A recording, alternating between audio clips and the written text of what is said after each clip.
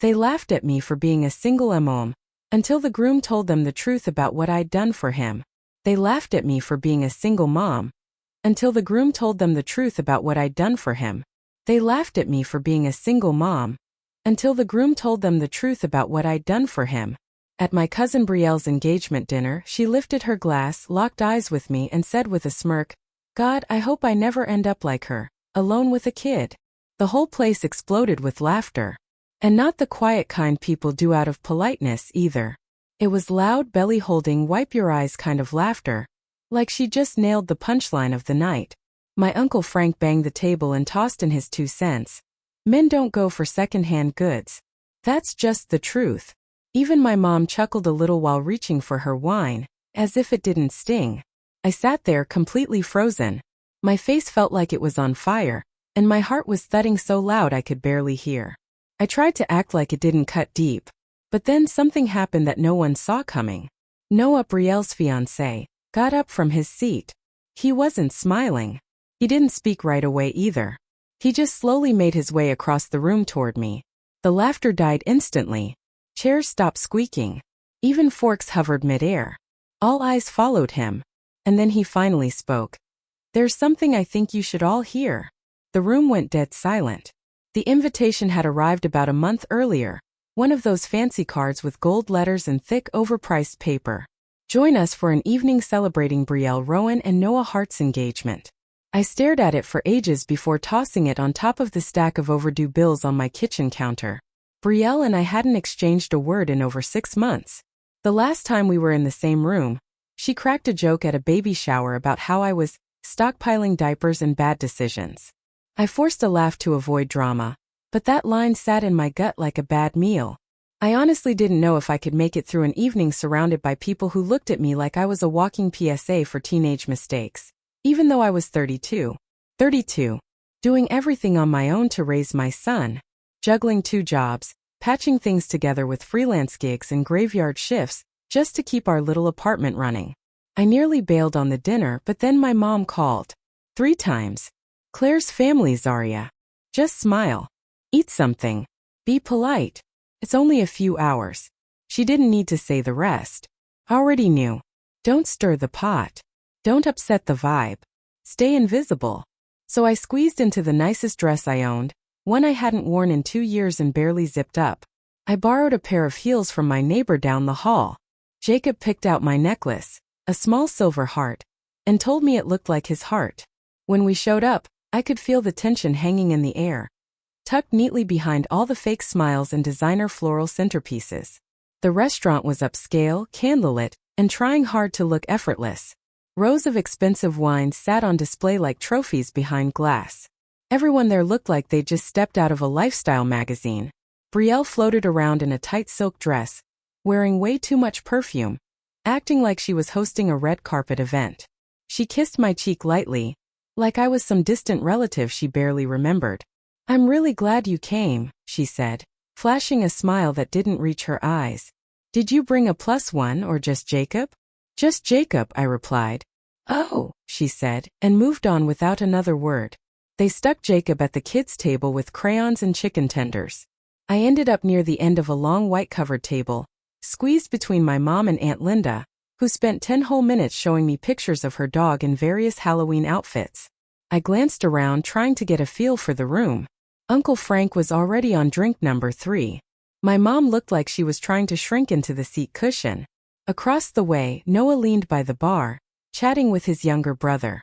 I noticed he kept checking his phone and that his smile looked stiff, like he didn't really want to be there. It was obvious the night revolved around Brielle. She soaked up every glance, every laugh like she'd trained for it. As the starters came out, my mom leaned in and said quietly, "Just keep your head down. You look fine. Not beautiful. Not capable. Just fine." Like that was the most generous thing she could muster. I nodded. I tried to focus on the food. Tried to breathe through the weird silences and judgmental stares from relatives who still acted like my son was a scar I brought to the table. I played along. Smiled when I was supposed to. Chatted politely. Passed the butter like a good guest. But deep down I was bracing myself. I didn't come expecting warmth. But I wasn't ready for what happened next either. After the main course was cleared and glasses were topped off, Brielle stood up. She lifted her champagne and tapped her fork against the rim, waiting for everyone to hush. I figured it would be the usual toast. Something sweet, maybe a little awkward, filled with cheesy lines about love and wedding prep. I wasn't at all ready for the words that came out of her mouth next. And I definitely wasn't ready for how the room reacted, with laughter that burned worse than any insult. 2. I truly wasn't ready for what happened next. Brielle gave her champagne glass a light tap with a silver fork, flashing a smile like she was hosting an awards show. She waited, soaking in the silence as every head turned her way. She thrived in that spotlight, it gave her energy. Meanwhile, Noah sat beside her, quiet, hands laced together tightly in his lap. His eyes flicked toward me for the briefest moment, then dropped back down. He looked drained. Brielle lifted her glass. Thanks everyone for coming tonight. I still can't believe I get to marry someone like Noah. He's calm, smart, and let's be honest, he puts up with me. That got the laughter rolling again. Her tone was smooth, confident, like she'd been rehearsing it in front of a mirror. She took a breath, glanced out across the room and said, I just really hope our marriage works out. I'd hate to end up like some people I know. Her head tilted ever so slightly in my direction, just enough to make it clear. I mean, can you imagine? Single at 30 with a kid. She giggled. The room erupted. It wasn't nervous laughter. It wasn't people trying to be polite. This was the real kind, people throwing their heads back, wiping tears, the kind that echoes. My aunt was dabbing her eyes with a napkin. Uncle Frank was already wheezing at his own joke before it even came out. Come on now, he said, slapping the table. You can't sell a dented car and expect full price. Guys don't want second-hand merchandise. I felt my stomach drop. I turned toward my mom. She gave me a tiny, fragile smile and reached for more wine. I wanted to vanish. I stared at my plate. Empty now, my hands locked in my lap, crushing my napkin until it was a wrinkled knot. I could feel their stares. Not enough for a full-on scene, just enough to remind me who the joke was about. I was the joke. My eyes drifted over to Jacob just a few feet away, happily drawing a spaceship on a napkin, totally unaware that people were laughing at his mom like she was something they picked over at a thrift store. Aunt Linda leaned in close and whispered, Sweetie, she didn't mean anything by it. Brielle just likes the spotlight. But it wasn't just about getting attention. That toast of hers? It was a quiet little venom shot, served with bubbles and a side of cake. I straightened my back and refused to give anyone the satisfaction of seeing me flinch. My face burned hot. My heart slammed against my ribs like it was trying to warn me to run. I glanced at Noah again. He hadn't touched his glass. His eyes were on his hands, jaw clenched. He wasn't laughing.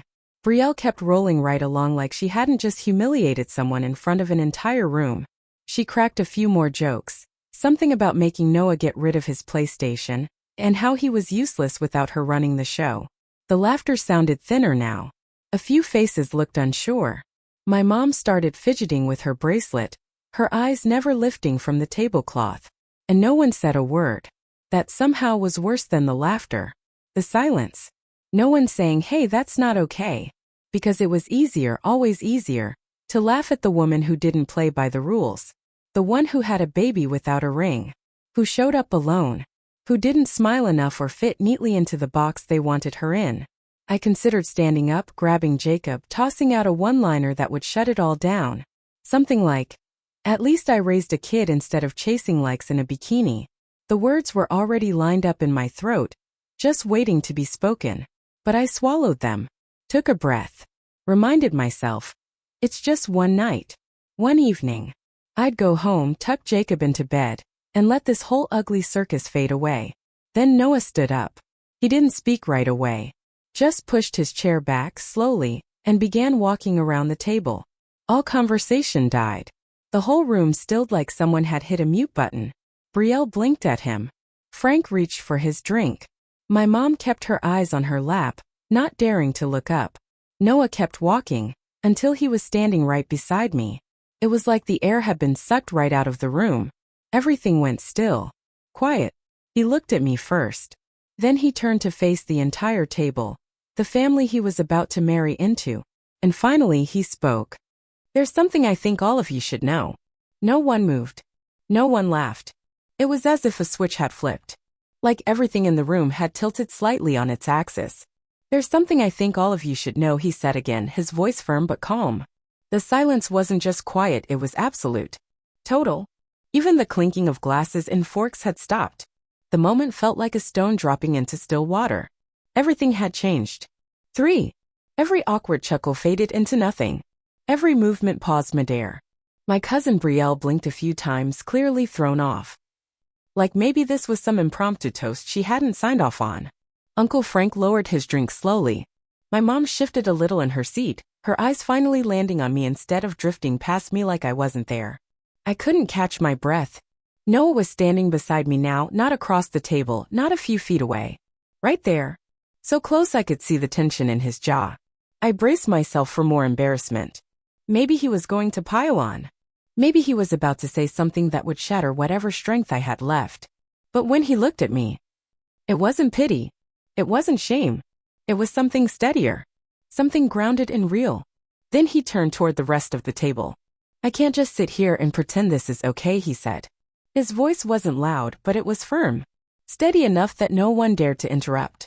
He turned to Brielle. That wasn't just a joke, he said. It was mean. She opened her mouth like she was about to cut him off, but he raised his hand, and that stopped her cold. I need to finish this. He looked around the room, slowly, his eyes touching on each person. You all act like Claire is some cautionary tale. Like she's what not to become. But what you don't realize, what you've never bothered to notice, is that she's the strongest damn person sitting here. My heart thudded hard against my chest. I wasn't sure what was happening.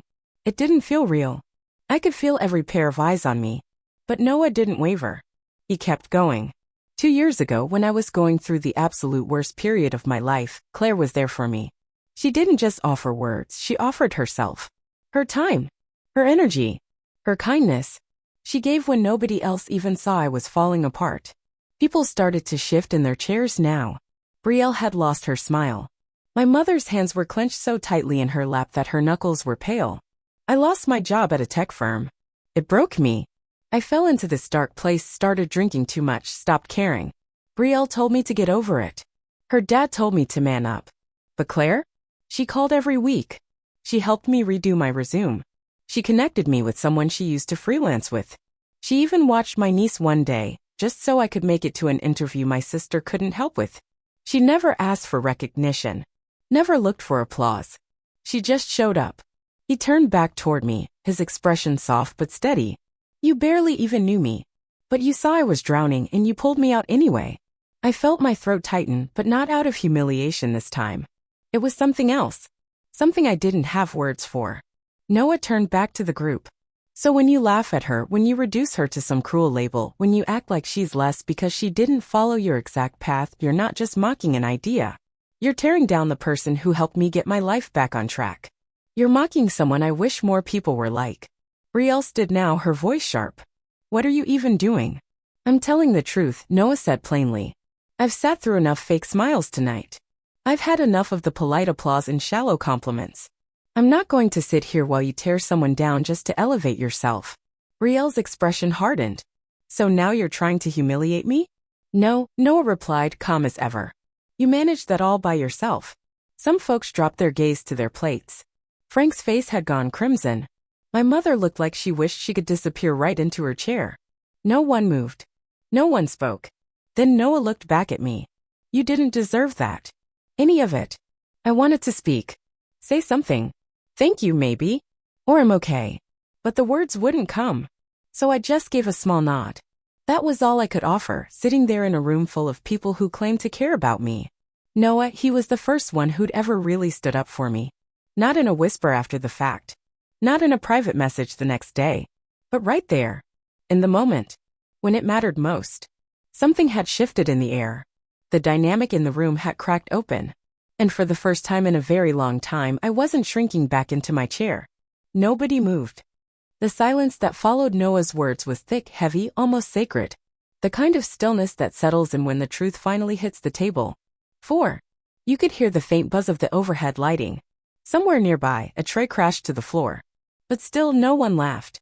They wouldn't dare. Brielle remained on her feet, frozen in place, staring at Noah like he just smacked her in front of the whole family. Her cheeks were bright, not from shame but from pure hot fury. She scanned the table, clearly hoping someone would swoop in, come to her defense, shift the spotlight. But nobody moved. Uncle Frank shuffled awkwardly in his seat before mumbling, "He's just worked up. Don't take it all so seriously." Noah didn't even flinch.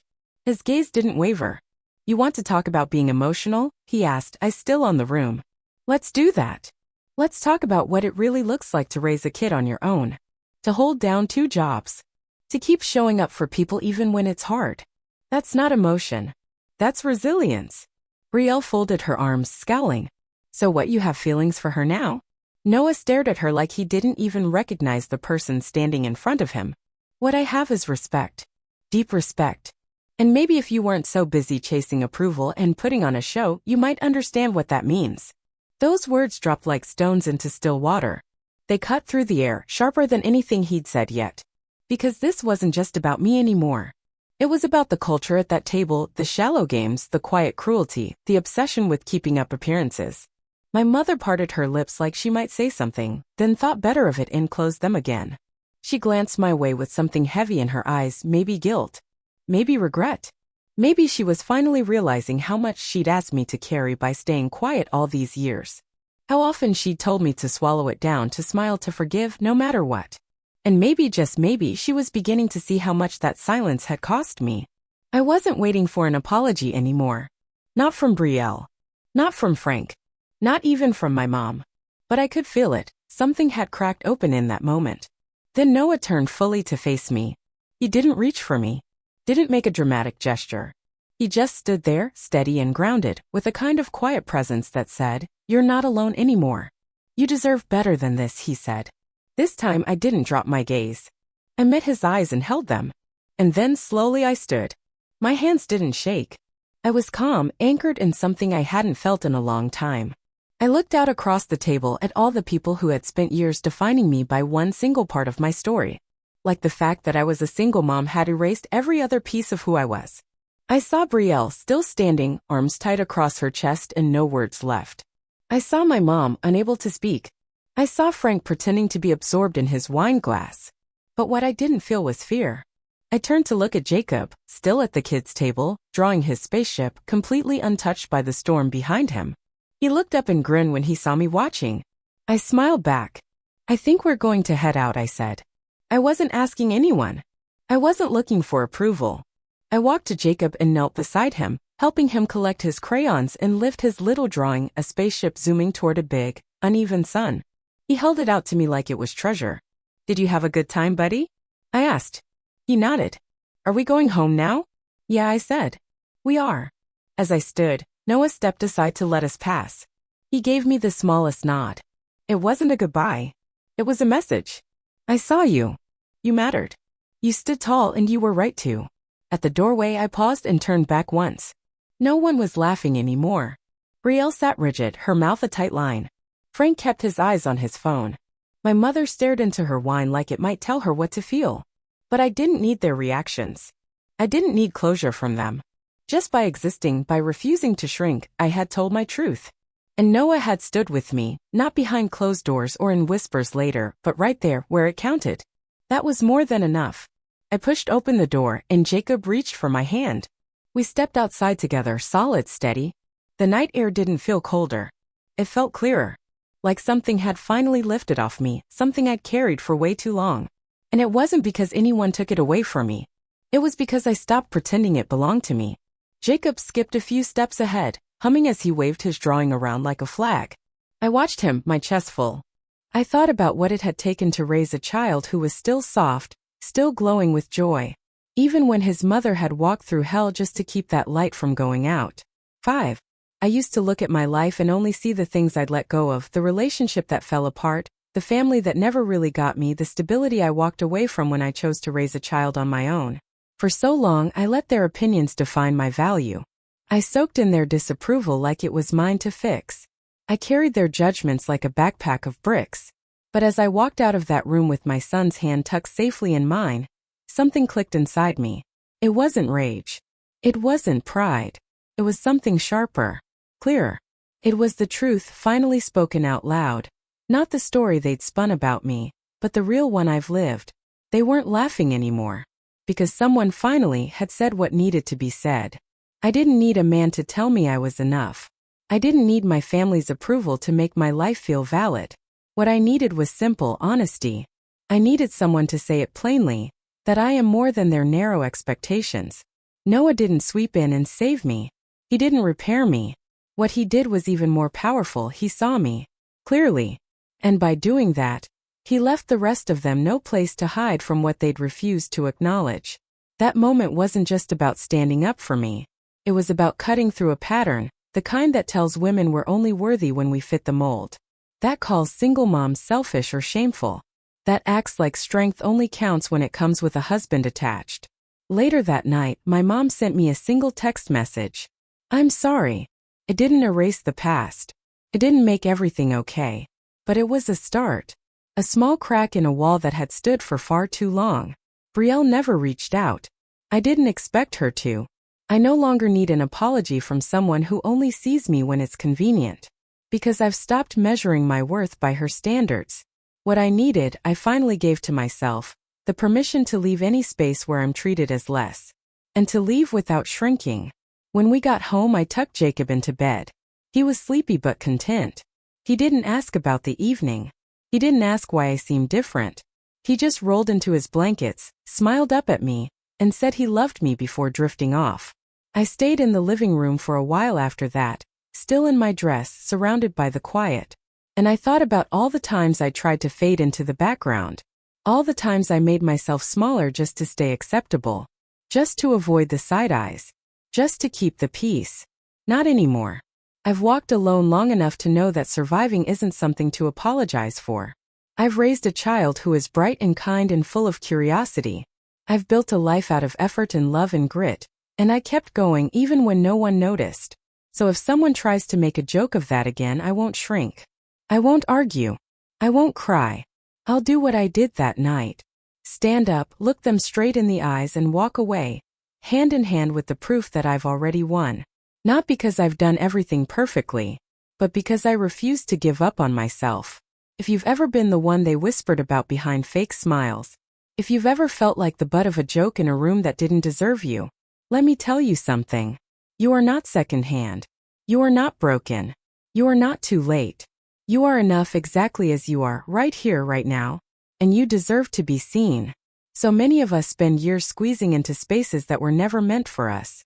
But real healing starts the moment you stop apologizing for simply being yourself. If this story stirred something in you, if it reminded you of your own strength, your own voice, your own truth, please carry that with you. You deserve to take up space. You deserve to walk away from what dims your light. You deserve to begin again as many times as you need. And if no one has reminded you lately, you're doing better than you think. If this story connected with you, give it a like so others can find it too. Drop a comment and share your story. I read every single one. Subscribe to the channel for more stories that speak from the heart. And tap the notification bell, so you never miss a moment that might just shift how you see yourself. And if someone in your life needs to hear this, pass it on. You never know who's waiting for a reminder that they are not invisible. Thank you for being here.